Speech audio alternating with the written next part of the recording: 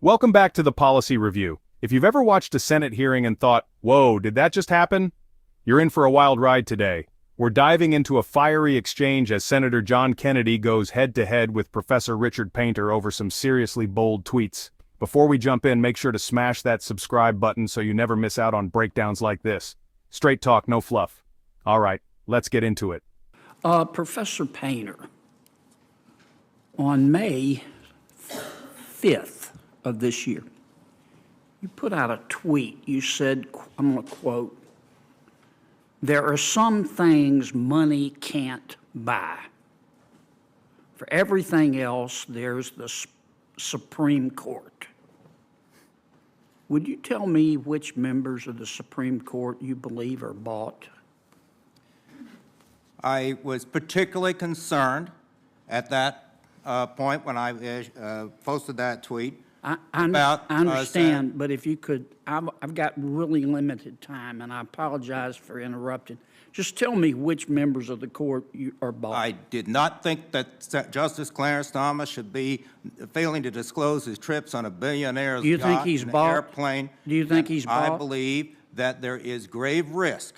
Do you think he's bought? I said there is grave risk Do you think he's bought? to the confidence of the American people in our Supreme Well, if you Court. don't think he's bought, why did you say it? I said Yes, that there is. you said members of the Supreme Court are bought. You're here testifying as an expert for my Democratic friends, and you're saying the members of the Supreme Court are bought? I said when the American people feel that way, when we have Supreme Court justices feel that way? on yachts and in planes of billionaires and not being disclosed. Anybody financial besides Justice Thomas you think is bought on the Supreme Court? I believe that the court needs to clean Anybody up besides its act. Justice Thomas? I'm not going to go through each I mean, justice. you tweeted it. I tweeted the way the American people Did feel. you mean the it way when I you feel. tweeted it? And I stand by that tweet. This Supreme Court of the United States right. needs to clean up its Let me act. ask you a couple others here, because you've on September 17th, 2020, you tweeted, "It looks like Putin's favorite senator could lose," referring to Senator Lindsey Graham.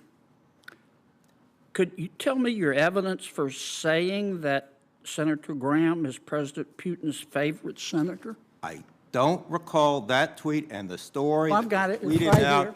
It's right here. I'm happy to look at the tweet, and I'm happy to write you, explain that. I don't know what that has to do with climate change. The Well, subject of it this has to hearing. do with your credibility. Kennedy's message is clear. If you tweet it, own it. This part is honestly jaw-dropping. It feels less like a Senate hearing and more like a courtroom drama. Did you say, what is your basis for saying that Senator Graham is President Putin's? I mean, have you ever talked to President Putin? I have not talked to President Putin, and I would be happy to go look at the tweet and look at the story that I tweeted out and what Senator Graham had said in that context. You know, this is something you say all this stuff. For example, you're here as an expert for my Democratic friends, and you say all this stuff. You called on September 16th, 2023, a professor at the University of Chicago, very distinguished professor, Brian Leiter. You called him a racist. Can you explain to me why you think he's a racist? I remember a series of tweets with him. He's a Marxist who put out a number of statements attacking African Americans and women.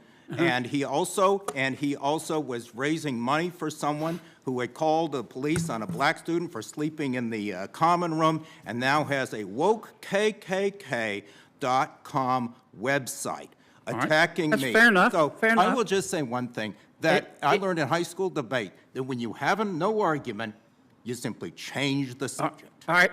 On October 15th of 2020, you said Lindsey Graham is soliciting cash payments in return for voting on a Supreme Court nomination.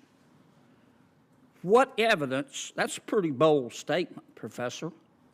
What evidence do you have for alleging that Senator Graham was taking cash in return for one of his votes? I don't recall that specific tweet, Here it but is, I right here. do. Here it is. I do recall And I Do you think he received- was taking cash for one of his votes? I have received campaign. Do you think he was taking cash for one of his votes? I'm answering your question, Senator. I have received solicitations from both political parties.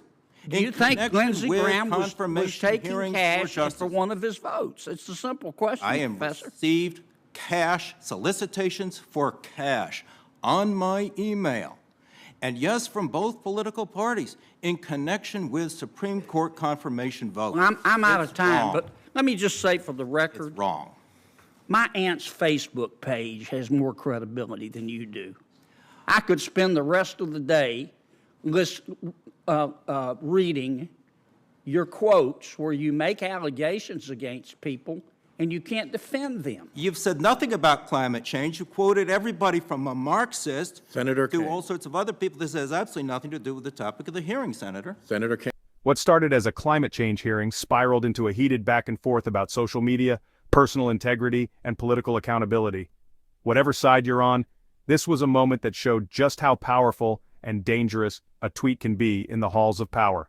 If you found this breakdown eye-opening, hit that like button, drop your thoughts in the comments, and don't forget to subscribe for more Real Talk recaps from the political world and beyond.